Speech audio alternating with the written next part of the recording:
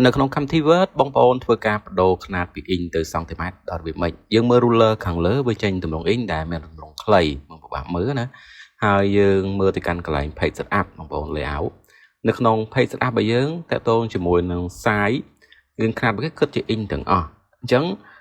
សូម្បីតែ margin ក៏ដោយក៏រាប់គិតជា inch ដែរអញ្ចឹងពេលខ្លះយើងចង់កំណត់ថា3 cm 2 cm អីបងប្អូនត្រូវការវាស់វែងបដូរຂະຫນាតអញ្ចឹងដើម្បីបដូរ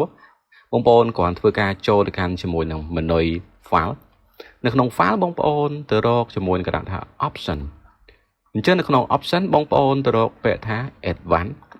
នៅក្នុង advanced បងប្អូនអូសទៅក្រោមទៀតមកបងប្អូនទៅរកកន្លែងពាក្យថា show ឬ display នេះ display បងប្អូនមើលដាក់ថាអីអញ្ចឹងយើងគ្រាន់ពលាមកຂະຫນាតវាមានច្រើនបងប្អូនរើសមួយណាក៏បានដែរអញ្ចឹងខ្ញុំយក centimeter រួចបងប្អូនចុច OK មក